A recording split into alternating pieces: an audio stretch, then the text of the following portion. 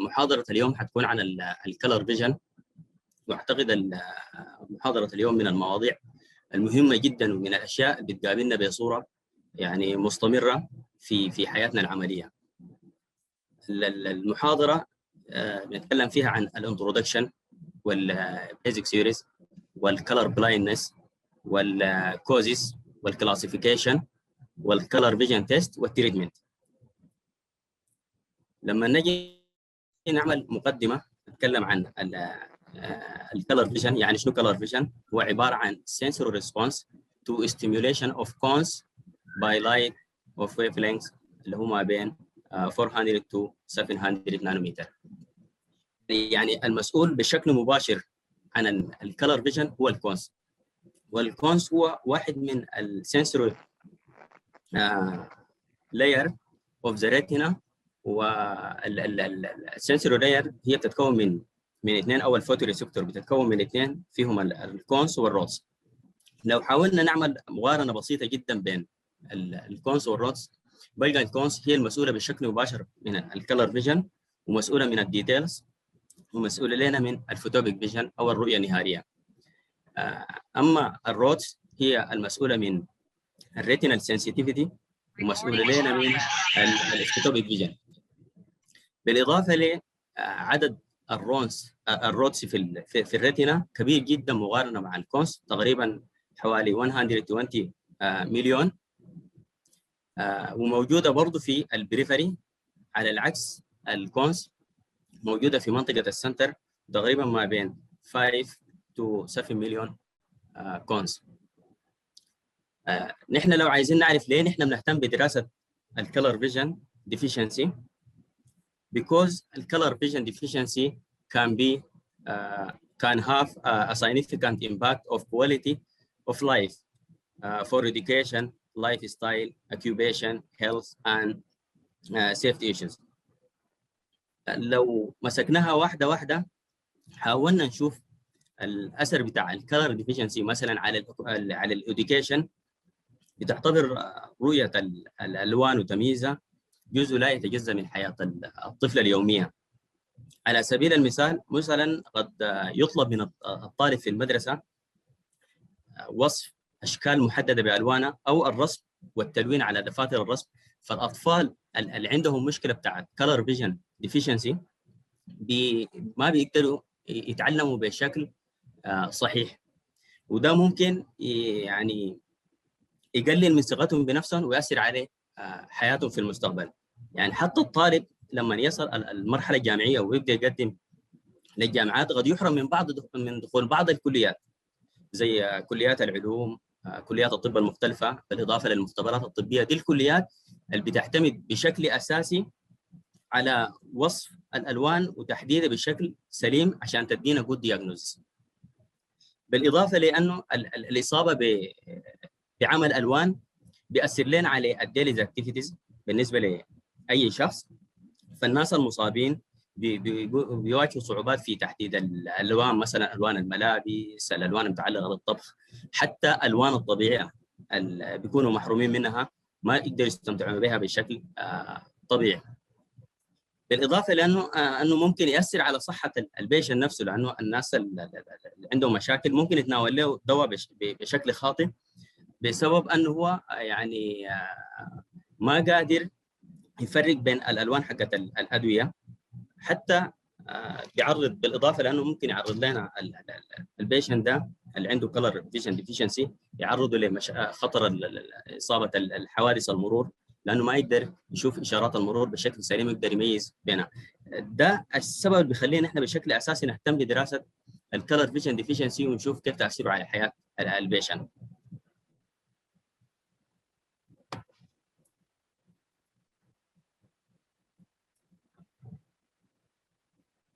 طيب لو جينا عندنا نظريات للكلر فيجن، واهمهم نظريتين، في عدد طبعا مقدر من النظريات، لكن اهم عندنا نظريتين. اللي هي النظريه الاولى بتقول ترايكروماتيك ثيوري اوف يونغ هيلمولتز.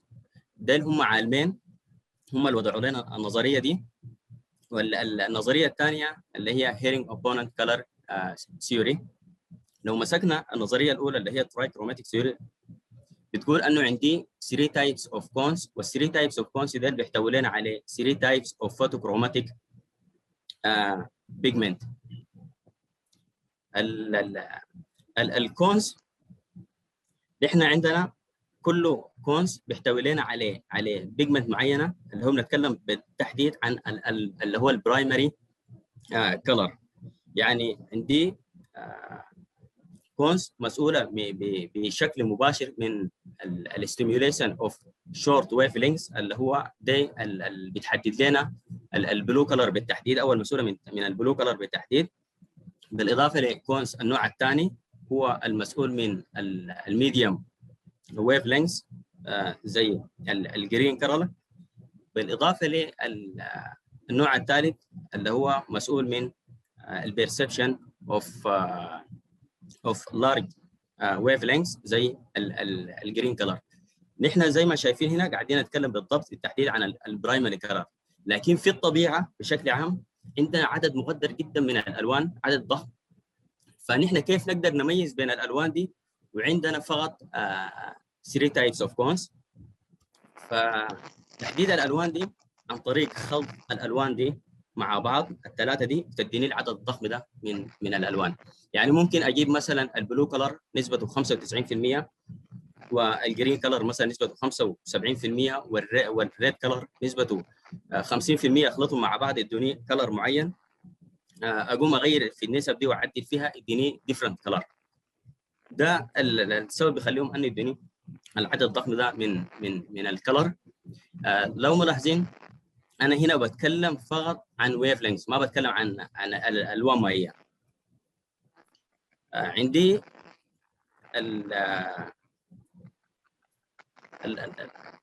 النظريه الثانيه اللي هو الهيرنج كومبوننت كلر ثيوري، دي بتتكلم لنا عن انتقال الكلر مسج عبر الفيجوال باسوي. معناها انه الكلر مسج كيف بيمر لنا عبر الفيجوال باسوي لحد ما يصل لنا منطقه الفيجوال كورتكس. كيف بيتم الكلام ده حنشوفه من خلال الصوره هنا. لو حبينا نتكلم عنه بصوره مبسطه، بتقوم الكونس الموجوده في الريتين هنا بترسل لنا سيجنال لمنطقه الجانجليون سيلز، والجانجليون سيلز هي واحده من اللايرز اوف ذا ريتينا، وبتتكون لنا من 3 تايبس اوف نيوكليوس. ال 3 تايبس اوف نيوكليوس دي الموجوده في الجانجليون سيلز، واحده بتكون شكلها حجمها كبير اللي هو بنقول عليها الماجنو سيلز، والنوع الثاني بيكون حجمه متوسط شويه ونقول عليه البارفو سيلز. البارفو سيلز دي هي المسؤوله بالضبط عن تحديد الكلر فيجن، زائد سمول سيلز دي المسؤوله لنا من الرود فيجن. بيبدا بعد ده الباسوي او الكلر مسج، الباسوي حقه عبر الفيجوال باسوي بيبدا من خلال الاوبتيك نيرف مرورا بالاوبتيك كيازما للاوبتيك تراك لحد ما يصل لنا منطقه اللاترال جونكيولات بودي. زي ما شايفين في الصوره هنا، اللاترال جونكيولات بودي بتكون لنا من 6 لايرز. عندي 4 لايرز منهم اللي هو رقم 3 و4 و5 و6 هم ديل اللي بيجي مر عبرهم الكلر مسج، وبنسميهم الباربو سيلولار باسوي. يعني المسج بيجي من الباربو سيلز الموجوده في الريتنا للباربو سيلولار نيورونز الموجوده لنا في اللاترال جونكيولات بودي، وبعد ده بيواصل الباسوي مباشره لحد ما يصل لنا منطقه الفيجوال كورتكس اللي هو البرايمري اريا في الفيجوال كورتكس المسمى بالاريا 17 بالتحديد، في منطقه تدعى البلبس. والبلبس دي عباره عن تجمعات من النيورونز موجوده في الفيجوال باسوي اللي هو ده الباسوي حق الكلر فيجن بصوره مبسطه. لو رجعنا بلقى الكونس قال only detect light but the discrimination start beyond the retina with coding mechanism of the visual pathway. يعني ممكن نقول ببساطه كده الكون هي المسؤوله من البيرسبشن اوف لايت، لكن الترانسليشن او الانتربريتيشن اوف كلر هي بيكون بتبدا لنا من بعد الريتنا اللي هو تتم في منطقه الفيجوال كورتكس عبر كودينج او كودينج ميكانيزم من خلال الفيجوال باسوي. There is 3 types of cones give rise to perception of hues arranged in two opponent pairs اللي هو red green والبلو يلو، مع انه في بعض المراجع بيقول 3 opponent pairs باضافه البلاك والوايت. طيب نجي نتكلم عن الكلر كودد سيلز in the nervous system. زي ما نحن تكلمنا قبل شويه قلنا الترانسليشن او الانتربريتيشن بيبدا لنا بعد الريتنا، معناها انا حتكلم بالتحديد عن منطقتين اللي هو منطقه اللاترال جونكيولات بودي وحتكلم عن السيريبرال كورتكس. بالنسبه للكلر كودد سيلز ان ذا لاترال جونكيولات بودي عندي نوعين من السيلز بتسمى الابوننت كلر سيلز والدبل ابوننت كلر سيلز. زي ما شايفين في الصوره هنا على الجنب، لما اقول opponent color cells دي بتحتوي لي على كود واحد من الكلر. الكود ده اذا حصل استيميوليشن للمنطقه دي بيحصل انهبيشن للكلر الاوبوزيت كلر حقه. يعني مثلا انا لو قمت عملت استيميوليشن مثلا للريد كلر بيحصل لي انهبيشن للجرين كلر، ولو عملت والعكس صحيح، ولو عملت استيميوليشن للبلو كلر بيحصل لي انهبيشن لليلو كلر. يعني عندها فقط one كود. اما الدبل ابوننت كلر سيلز دي بيكون عندها 2 كود او 2 كلر كودد، بيكون السنتر فيها كلر كودد، البريفري فيها ديفرنت كلر كودد. يعني لو حصل استيميوليشن للسنتر، مثلا نشوف الصوره دي هنا، لو حصل استيميوليشن للسنتر بالجرين كلر بيحصل انهبيشن لنفس المنطقه، منطقه السنتر للريد كلر اللي هو الاوبوزيت كلر، لكن البريفري بيحصل له استيميوليشن بالريد كلر، والعكس صحيح لو حصل استيميوليشن في حاله الريد في السنتر. والكلام ده بيطبق تماما على البلو واليلو كلر. اما لو جينا نتكلم عن الكودد سيلز ان ذا سيريبرال كورتكس اللي هو منطقه البلبس، بلقى البرايمري اريا بتتكون لي من 6 لايرز. عندي رقم 2 و3 و5 و6 هم ديل اللي بيجي مر بهم الكلر مسج. عندي الابوننت سيلز بيكون موجوده في اللاير رقم 5 و6، اما الدبل ابوننت سيلز بيكون موجوده في اللايرز 2 و3. طيب بالنسبه للكلر بلايندنس، يعني شنو كلر بلايندنس؟ عباره عن loss of color discrimination either partial or complete. الكلر بلايندنس نحن ممكن نقسمه لكونجنتال واكويرد، ولو حاولنا نعمل مقارنه سريعه كده بين الكونجنتال والاكويرد بلقى الكونجنتال بيمثل لي حوالي 8% of males and 0.5% في الفيميل.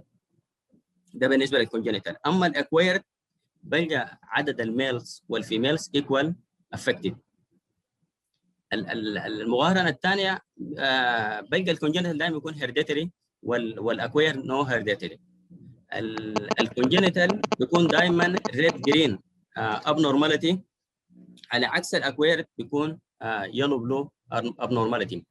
بناء على الكلام اللي احنا ذكرناه فوق ده، لو عايزين نشوف ليه عدد الميلز اكبر بكثير جدا مقارنه مع الفيميلز، وليه دائما البلو يلو ديفيشنسي بيحصل لنا في الاكويرد، ليه ما بيحصل في الكونجنتال؟ الكلام ده كله بيعتمد بشكل اساسي جدا على الكروموزوم الحامل للجين. الكروموزوم الحامل للجين هو اللي بيتحكم لنا في الكلام ده. يعني انا لو لقيت مثلا الشورت بيجمنت جين اللي هو المسؤول من البلو كلر، ده بيكون محمول على كروموزوم 7 اللي هو الكروموزوم السابع. اما الريد والجرين كلر اللي هو بنقول عليهم الميديوم واللارج بيجمنت جين، ديل بيكونوا المسؤولين من الريد والجرين كلر، ديل بيكونوا محمولين على الاكس كروموزوم. والاكس كروموزوم هو الكروموزوم المسؤول من تحديد الجنس، يعني ذكر او انثى. عشان كده نحن بالنسبه للرجال يكفيه اكس واحده تكون حامل للمرض يصبح الرجل مصاب، على عكس المراه المراه لازم الاثنين اكس تكون مصابه عشان، او الاثنين اكس تكون حامل للمرض عشان تصبح المراه مصابه. ده السبب اللي بيخلي عدد الميلز بنسبته كبيره جدا مقارنه مع الفيميلز. بالاضافه ل بالنسبه للبلو كلر، لانه البلو كلر ما محمول عليه الاكس كروموزوم، عشان كده مستحيل يكون كونجينيتال، فهو دائما بيكون اكويرد لانه بيكون محمول عليه الكروموزوم السابع. دي بالنسبه ل المقارنه بين الكونجينيتال والاكوير. اخر حاجه بلقى دائما الكونجينيتال بيكون دائما بايلاترال وسيمتريكال، وبيكون مساوي بين اللي هو سيمتريكال بين العيون الاثنين، لكن الاكوير بيكون دائما يونيلاترال، ولو في العيون الاثنين برضه ما ممكن يكون متساوي بين العيون الاثنين، بيكون في ديفرنس بيناتهم. الصوره دي بتوضح لنا الكلام اللي كنا بنتكلم عنه قبل شويه. لو انا مثلا عندي رجل هنا سليم تزوج من امراه حامله للمرض، فلو انجبوا مثلا اثنين من الاولاد واثنين من البنات، بلقى الواحد من الاولاد بيكون مصاب، واحده من البنات بتكون حامل للمرض. لو حصل العكس، قام الرجل كان هو المصاب، يتزوج من امراه سليمه، بيكون عندي اثنين من البنات حاملين للمرض بس ما مصابين.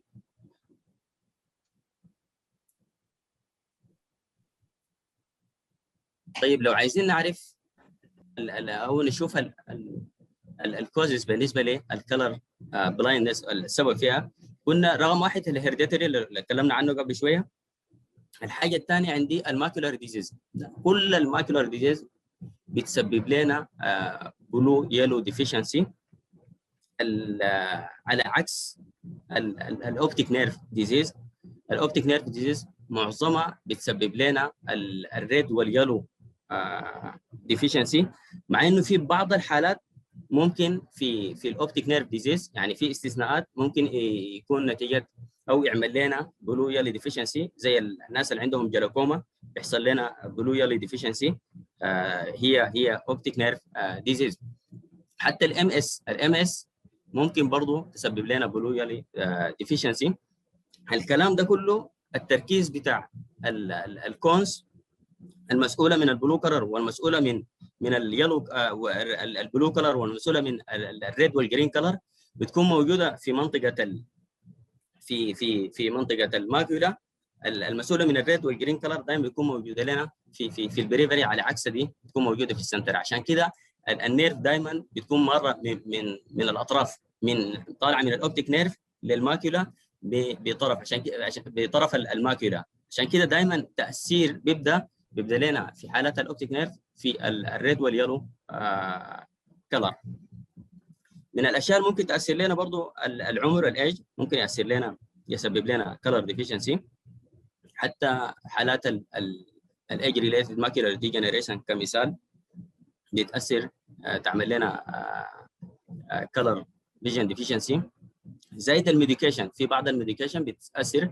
الميديكيشن ممكن ياخذوها ناس عندهم مشاكل في الاعصاب، حالات الاكتئاب، بالاضافه لبعض الامراض او بعض الميديكيشن اللي بتستخدم لعلاج بعض امراض القلب ممكن تسبب لنا برضه كلر فيجن ديفيشنسي. زائد اهم حاجه عندنا احنا الريفراكتيف ايرور، معروف بالنسبه لنا في الريفراكتيف ايرور. عندي في حالات المايوب بيكون العين بتكون لارج، الانتيريور بوستيريور ديامتر بيكون كبير، وفي حاله الهايبر متروب بيكون شورت. فدي برضه بتفرق معانا جدا في بالنسبه للكلر فيجن. حتى الواحد لو ما اخذ الكوركشن حقه، ما كان لابس الكوركشن، وانا قمت عملت له الكلر فيجن تيست، ممكن يديني نتائج ما مضبوطه بناء على الايرور الموجود عنده. بس لما يلبس الكوركشن الضوء بيصل للشبكيه بصوره كافيه، بعد يقدر يميز لي بصوره سليمه. الحاجه الاخيره عندي بعض السيستميك ديزيز ممكن تسبب لنا اللي هو الكلر فيجن ديفيشنسي، لو هي عدد منها، لكن لو ذكرنا على سبيل المثال عندي السيكل سيلز، اللي هو السيكل سيل انيميا. هو ده نوع من انواع الانيميا، بيكون فيه اللي هو الار بي سيز بيقوم بيتغير لنا الشكل حقها نتيجه انه الار بي سيز لانه بتحتوي على الهيموجلوبين، والهيموجلوبين هو الناقل للاكسجين للخلايا، وبينقل ثاني اكسيد الكربون من الخلايا لخارج الجسم عبر اللنج. في حاله السيكل انيميا انه الار بي سيز دي بيقوم بيتغير لنا الشكل بتاعها من كان شكلها كونكيف للشكل بتاع المنجل، عشان كده سموها السيكل انيميا، وبتقوم طف، وفي نفس الوقت ممكن تحصل لنا فيها تكسر في الخلايا دي، ويحصل لنا انسداد في الاوعيه وتسبب لنا مشاكل. فلقوا ان السيكل انيميا مرتبطه بشكل اساسي مع البلو يلو كلر ديفيشنسي، معظم حالات السيكل انيميا، لانه هي عموما هي حاله كونجنيتال. عندنا الام اس برضه المالتيبل سكلوروزيس زي ما ذكرنا قبل شويه، لانه المالتيبل سكلوروزيس هو عباره عن اوتونوميك ديزيز. السبب فيه انه الانتيبوديز بتقوم تهاجم لنا الميالين، هو الشيت المغطي النيرف، بيحصل لنا فيه مشكله، والشيت ده اصلا مسؤول من توصيل او تسريع السيجنال في النيرف نفسها. لو حصل فيه ديفكت بيعمل لنا مشاكل كثيره جدا، من ضمن المشاكل اللي هو بيعمل لنا البلو يلو ديفيشنسي، وممكن لانه بيحصل لنا انفلاميشن في منطقه الاوبتيك نيرف بصوره كبيره جدا، في بالذات في منطقه السنتر. اخر حاجه عندي زي الباركنسون ديزيز. الباركنسون ديزيز اول بنقول عليه وبنسميه اللي هو المرض اللي هو الرعاش. بيحصل اهتزاز في الجسم وفي اليدين وفي كل الجسم بصوره عامه. السبب الرئيسي في الباركنسون ديزيز انه عندي في منطقه الميد برين بيحصل لنا ديفكت في منطقه او في الماده السوداء في الميد برين، بيحصل لنا فيها ديفكت اللي هي المسؤوله من اللي هي بنقول عليها سبستانشيا نيجرا، هي المسؤوله من افراز ماده الدوبامين. الدوبامين ده هو ده الناقل الاساسي او الناقل الحركي الموجود في الخلايا العصبيه، بتفرز لنا اللي هو السبستانشيا نيجرا او بنقول عليها الماده السوداء. لو حصل اي ديفكت فيها بيسبب لنا مرض باركنسون سندروم، وبيحصل الخلل بتاع الموفمنت في كل الجسم، وده بيسبب لنا برضه من الامراض اللي ممكن يسبب لنا اول اشياء اللي هو يسبب لنا البلو يلو ديفيشنسي.